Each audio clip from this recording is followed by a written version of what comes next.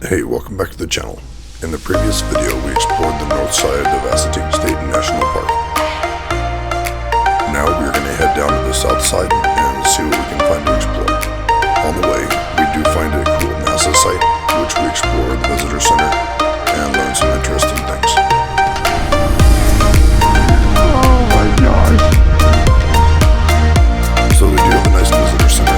Prior to crossing the bridge to the north entrance, there is information on wild horses. There are also the typical tourist items like shirts and coffee mugs. We always buy coffee mugs, so we bought this pool. Coffee does taste better with mugs. Before leaving the visitor center, I was able to upgrade the 70 pass to the annual pass.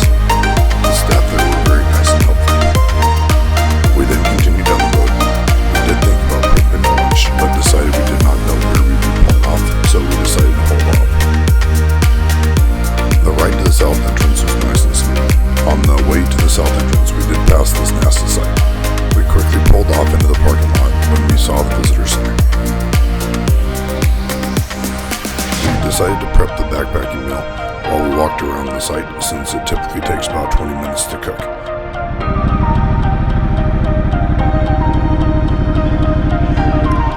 So we heated up the water and stirred it in and then put it in the side case to cook.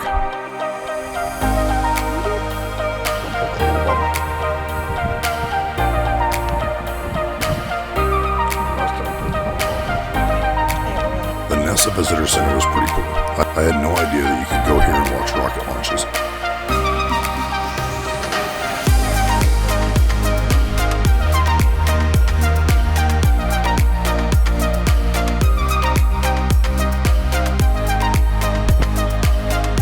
The Thunderbirds were also getting ready to take off across the other side of the road.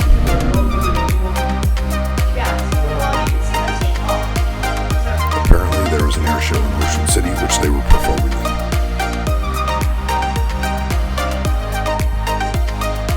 After we looked around, we had to eat lunch and then get back on the road.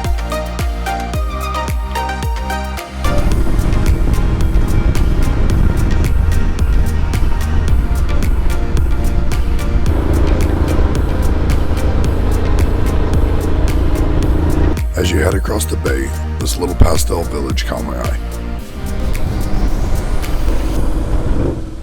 There was a bunch of small cabins that were different pastel colors. Yeah, it's like the pastel village.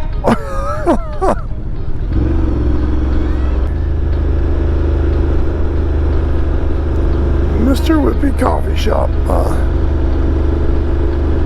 Island Creamery.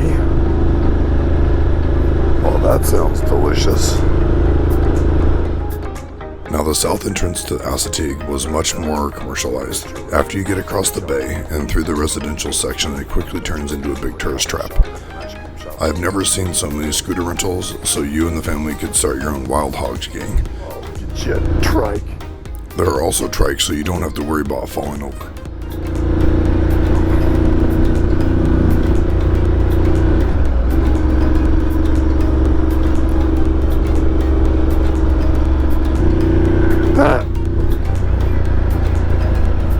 Taco Loco. Man, this is like a serious tourist trap.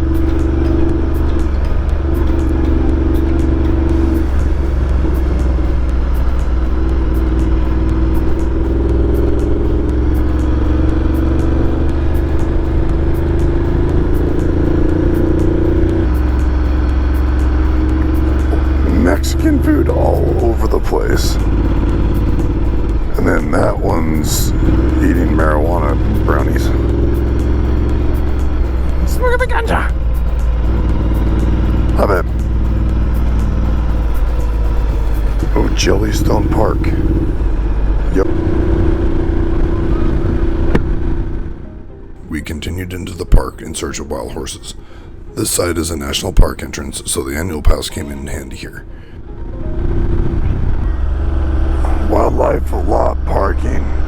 We're going straight. The first thing we stopped for was the lighthouse. Ooh, lighthouse trail. You wanna go to the lighthouse? Don't know. Oh, yeah, we are.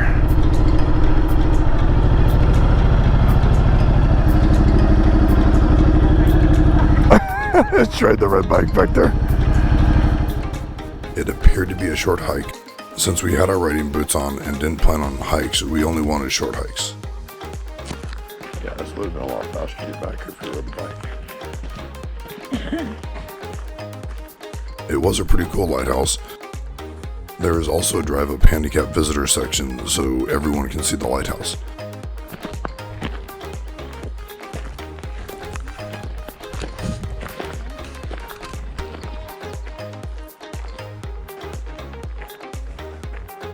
Then on our way back out, we saw the oldest, largest squirrel I've ever seen. This gray squirrel had light gray on his chin. It was like the oldest grandpa squirrel ever.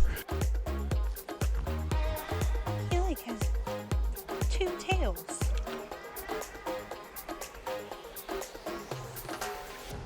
We then hightailed it back to the bike because we were getting eaten alive by mosquitoes. We then passed this corral area. I told Captain Wifey that this is where they train the horses to be wild.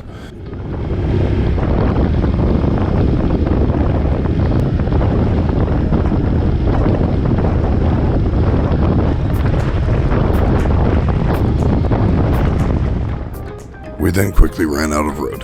This definitely is not a hot spot for motorcycle riding, much more for 4x4 trucks and SUVs.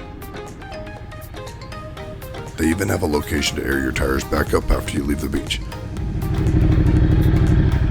So we decided it was time to head back to the camp. Ultimately, we did not see any wild horses at the south entrance. Captain Wifey said it was because they were too seen by all the tourists. Apparently, after a certain number of people see them, they go on break. Now, one of the funniest parts of motorcycle travel is being spontaneous. On the way back through, I decided to stop and challenge Captain Wifey to a game of mini golf.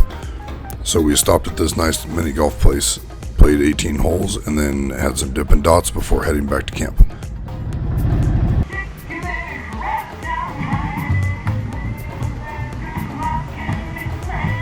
I feel like that one's coming all the way back to see us.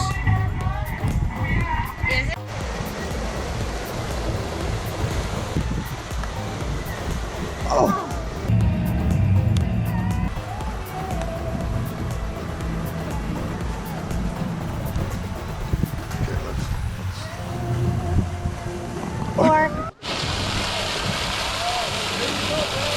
Bird's mad dog in his fur.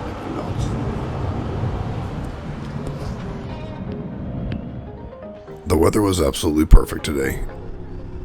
It did, however, rain the night before, so our firewood needed some help getting going.